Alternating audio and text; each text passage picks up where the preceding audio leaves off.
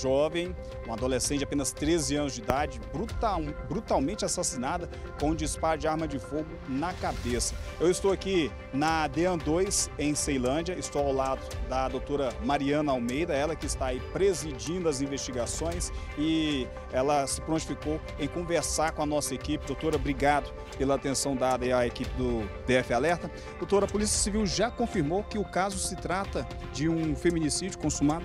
Isso, na data de ontem ele foi preso em flagrante, né, pela tentativa de feminicídio em razão do óbito da vítima. Agora ele vai responder pelo feminicídio consumado. Doutora, qual foi a dinâmica que vocês apuraram até agora desse caso, doutora?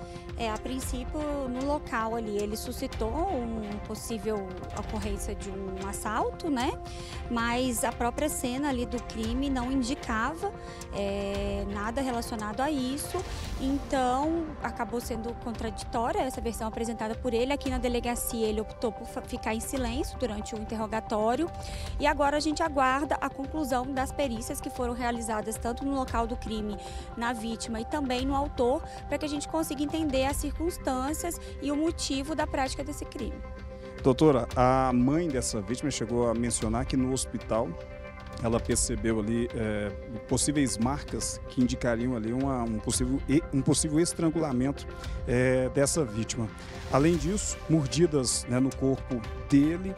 Isso pode indicar que a vítima lutou, tentou resistir a esse crime, doutor? Isso, agora o laudo, né, do IML que foi feito tanto nele, ele já foi submetido ao exame pericial e ela agora também no corpo da vítima, né, inclusive os peritos já tinham ido até o hospital enquanto ela estava hospitalizada para realizar alguns exames, né, até mesmo para verificar se ela foi vítima de alguma outra violência além desse disparo de arma de fogo e também estamos verificando a possibilidade da ocorrência de alguma violência sexual. E o que se sabe, doutor, até agora sobre o relacionamento entre os dois? O que ele teria relatado é que seria um relacionamento ali inicial. Sim, Wagner. Ailton, perguntar à doutora aí, obrigado pela participação dela, eu ia fazer justamente a pergunta sobre a menina, ela iria completar 14 anos no dia 26 de dezembro.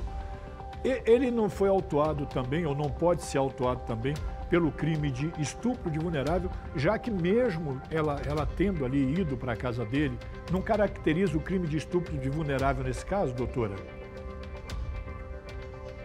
Exatamente. Em razão disso que nós estamos aguardando, né, os resultados da perícia para ver se tem algum elemento ali que indique a prática de algum ato sexual, porque se for assim comprovado, ainda que não tenha tido violência, né, porque em razão da idade dela já é presumido o estupro de vulnerável, porque a nossa legislação determina, né, que menores de 14 anos não têm a capacidade para consentir com nenhuma prática sexual. Então a gente só precisa comprovar que de fato aconteceu algum ato ali de natureza sexual para que a gente consiga indiciá-lo pelo estupro também. Doutora, já se sabe como que essa vítima chegou até esse local, até ali a quadra 92, no Sol Nascente, onde ela foi vítima desse crime nessa kitnet? A gente ainda não sabe, né, as circunstâncias, o itinerário que ela fez até chegar nesse local. Nós vamos solicitar a autorização judicial para acesso ao celular dele, também acesso ao celular dela, para que a gente consiga entender toda essa dinâmica. O Carlos Eduardo foi preso em flagrante, doutora. A arma do crime foi localizada? Essa arma não foi localizada, né, desde que a primeira equipe lá da Polícia Militar e depois as equipes da Polícia Civil chegaram até o local. Foi feita busca ali aos arredores, mas essa arma ainda não foi localizada. O que a gente já sabe inicialmente, estamos aguardando a confirmação da perícia, é que o calibre dessa arma seria um calibre 38. A senhora segue com as diligências, né, com as equipes aí da SAN 2 e da DEAN 2, da SAN 3 DEAN 2. Agora, existe a possibilidade, doutora, de que essa vítima, essa menor, tenha sido levada contra a própria vontade para esse local? A princípio, nós não temos nenhum elemento que indique que ela tenha ido contra a vontade dela, né? Nós estamos trabalhando com uma hipótese ali de que eles realmente marcaram um encontro inicial e que ela teria ido para se encontrar ali com ele. E qual que é a vida pregressa desse indivíduo, doutora? Com relação a crimes praticados depois da maioridade, né, a gente não tem nenhum registro e tem passagens policiais anteriores enquanto menor de idade, mas que a gente não pode indicar em razão do sigilo que a legislação determina. E durante a oitiva, doutora, o que ele contou?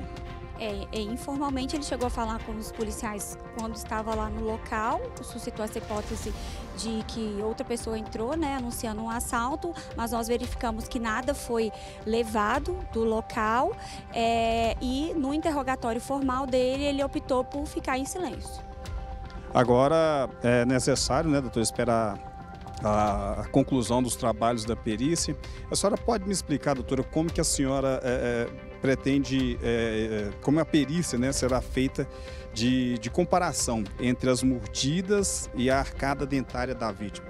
A gente vai tentar, né, ver se tem alguma compatibilidade ali, se essas mordidas são recentes, para indicar se realmente foram da vítima, se elas indicam uma situação de uma luta corporal ou se estão relacionadas à prática de algum ato sexual ali, né? Então tudo isso vai ser verificado assim que essas perícias forem concluídas. Doutora Mariana. Ok, e agora, doutora, ele foi para cima, o Wagner. Ailton, doutora Mariana, a senhora pretende também ouvir a mãe dessa menina, porque, segundo uma entrevista que ela deu, a filha teria saído para ir para a casa da avó e teria desaparecido. A senhora pretende também ouvi-la para saber como era a vida dessa menina antes de se envolver com esse elemento aí de 20 anos? A gente agora vai, né, tentar entender qual foi esse itinerário dela desde esse momento em que ela se separou da mãe até ir ao encontro, né, do seu agressor, e se for possível a gente vai chamar a mãe, mas a princípio a gente precisa entender toda essa dinâmica, né, e as circunstâncias que estão relacionadas ao dia ali, né, desde o momento do encontro dela com esse agressor. Tá aí, Wagner, Nicole. Ô Ailton, a gente sempre fica muito triste, doutora Mariana também, acredito que vocês, quando envolve, né, quando a vítima é uma jovem, nesse caso uma adolescente de apenas 13 anos, e gosta sempre de alertar. Tem muitas jovens, adolescentes, crianças que acompanham o nosso programa e eu fiquei aqui com dúvida, porque geralmente esses primeiros contatos entre essas adolescentes e esses pedófilos com quem elas se envolvem começam em redes sociais. A gente tem informação como foi esse primeiro contato, onde foi que eles se conheceram, até pra gente alertar outros pais e mães que têm jovens nessa idade em casa, né, costumam sair e não dar notícia, enfim, como foi que eles se encontraram, como foi que ele convenceu, ou teria convencido a Alane a ir até a casa dele. Isso que nós agora vamos tentar apurar, né, como que foi esse primeiro contato, se foi através de uma rede social, ou se eles já se conheciam de algum local, né, como que ele atraiu ela até a residência dele.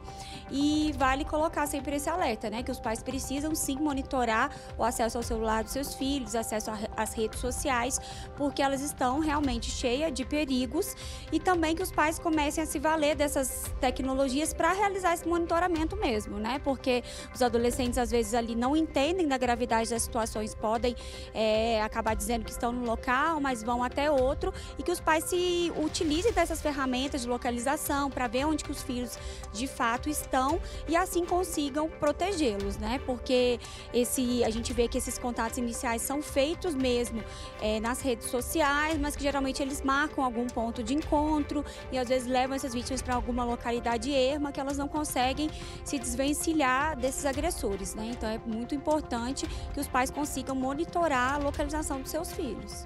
Excelente, doutora, muito obrigada. É porque quando a gente mostra esses casos aqui, não só, né, mostrar mais um caso de feminicídio, mais uma adolescente morta, mas principalmente que sirva para alertar outros jovens que acompanham e os pais também para ficarem sempre atentos. Agora, Ailton, a gente já tem informação sobre o sepultamento, a despedida da Alane? Ô, Nicole, a nossa equipe até tentou buscar essa informação junto à família, ainda não foi confirmado para a gente local de velório nem de sepultamento, Nicole. A gente continua fazendo essas apurações para a gente trazer em um outro momento oportuno aqui no DF Alerta. A gente traz assim que a gente tiver essas informações. O Carlos já passou pela audiência de custódia, doutora? A informação que nós recebemos agora há pouco é que ele já teria passado sim pela audiência e a prisão em flagrante dele foi convertida em prisão preventiva. Prisão por tempo indeterminado, né, doutor? Exatamente, né? Até que as investigações prossigam e que ele seja denunciado e eventualmente condenado. Qual a pena prevista, doutor? Atualmente, a pena do feminicídio é a pena mais alta que a gente tem.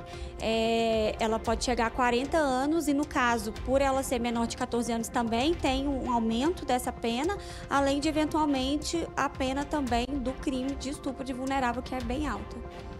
Ele agiu sozinho? Aí vai ficar um bom tempo guardado, né, doutor? Sim, a gente espera. Ele agiu sozinho? Terminam aqui as investigações. Quais são os próximos casos? Pode ter mais alguém envolvido? A princípio, nós não estamos tentando, né, averiguar todas as circunstâncias, mas nós não temos indicativo nenhum de que teria uma outra pessoa. Os elementos que nós temos até o momento apontam que ele agiu sim sozinho. Encontrar essa arma agora, doutora, é essencial, né, para os próximos passos da investigação. Para saber se era dele, se ele pegou emprestado ou se alguém está com... Quem é que está com essa arma? Não foi encontrado até agora. A arma ainda não foi localizada, nós vamos continuar, né, fazendo as diligências para tentar localizar essa arma, mas todas as perícias que já foram realizadas vão nos dar, né, todo esse panorama de como é que esse crime aconteceu, a que distância que foi realizado esse disparo, e tudo isso vai servir futuramente, né, para a condenação dele. Doutora, esse sabe elemento... dizer que arma que foi utilizada, doutor? A princípio, nós verificamos, né, pelas cápsulas que estavam lá no local, que foi uma arma calibre 38. Doutora, Wagner, o Carlos estava fazendo alguma pergunta para a doutora aí, Wagner? Sim, o Carlos tinha outras passagens pela polícia. Parece que a vida pregressa dele era meio complicada. Parece que ele tinha envolvimento com roubo, com tráfico de drogas. E isso já vinha de menor ou depois que ele ficou maior de idade, doutor? Vocês têm essa informação? As passagens enquanto menor, ele tem passagens, né, enquanto menor de idade, mas depois da maioridade ele não tinha nenhuma passagem, não. E a casa que eles estavam lá era dele mesmo ou era de algum familiar dele? Porque a menina vai para a casa que eles estavam, inclusive onde ela foi alvejada. Morava só ele, morava algum familiar dele? Vocês também têm essas informações já? Era um lote, né, com diversas moradias ali próximas. Ele, naquele estava, ele, parece, ao que tudo indica, morava sozinho, mas o pai dele morava em uma outra moradia ali no mesmo lote. E quem foi que fez o contato com a polícia avisando que a menina estava alvejada? Foi o próprio Carlos ou algum parente dele lá no local? Pelo que ele relatou, ele foi até o pai, né, solicitou o telefone do pai para fazer o acionamento. Então, foi ele que fez esse acionamento, mas isso também vai ser apurado. Nós vamos solicitar, né, essa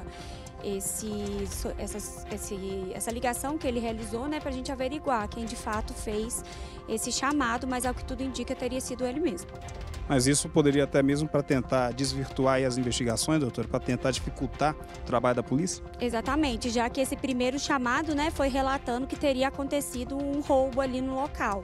Não foi relatado nada relacionado à violência contra a mulher, né? Wagner, tentando aí fugir dos braços da justiça, só que não, né? Ele foi conduzido, trazido para cá, para DEAN, ainda em situação de flagrante. Aqui mesmo ele passou por oitiva, mas essa versão dele não colou, né, doutor?